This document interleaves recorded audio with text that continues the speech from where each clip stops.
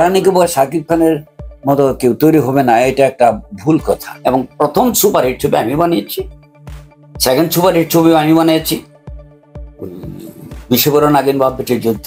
এবং অনন্ত জলিলকে চিনে না এমন দর্শক কিন্তু কম এখন।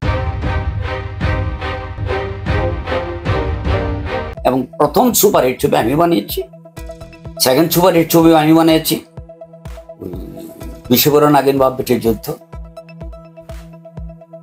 এই তো ওকে নিয়ে দুটো ছবি বোধহয় করেছে, দুটাই ভালো গেছে। যারা নাকি বয় শাকিব খানের মতো কেউ তৈরি হবে না, এটা একটা ভুল কথা। আমার থেকে বেশি হাতা ছিল ডান্স ডাইরেক্টর আজিজ রাজা, ওকে নিয়ে সমস্ত পরিচালকদের কাছে গেছে, ওকে নেন ওকে নেন ওকে নেন, শেষ পর্যন্ত ওকে নিয়েছে, সে সুপারহিট হয়েছে। শাকিব খানের কোন অংশে কম না অনন্ত জলিল।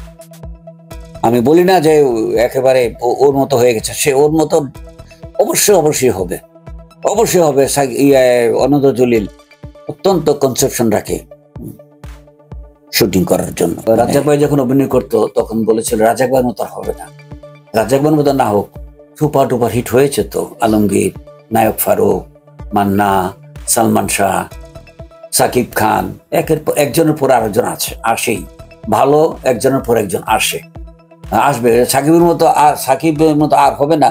যারা বলে এটা সাকিব খানের কথা শুনে বলে, বা সাকিব খানকে খুশি করতে বললে। অনন্ত জলিল আমাদের দেশে অনেক বড় জায়গা নেবে আমার মনে হয়। কারণ কি, সে পরিচালকদের কথা শুনে শর্ট দেয়। সে বিভিন্ন ধরনের শর্ট দিতে পারে একটা সিকোয়েন্সে, কিন্তু সিচুয়েশনটা কতটুকু বললে গল্পের সাথে মিলবে সেই জিনিসগুলো আমাদের কাছে জেনে তারপর শর্ট দেয়। এটা একজন শিল্পীর অনেক বড় দিক। অনন্ত জলিল আমার মনে হয় এই ছবিতে সাকসেসফুল হবে এবং আগামীতে সে একটা ভালো জায়গা নিয়ে নেবে। এবং অনন্ত জলিলকে চিনে না এমন দর্শক কিন্তু কম এখন, সবাই মোটামুটি ভাবে তাকে চেনে।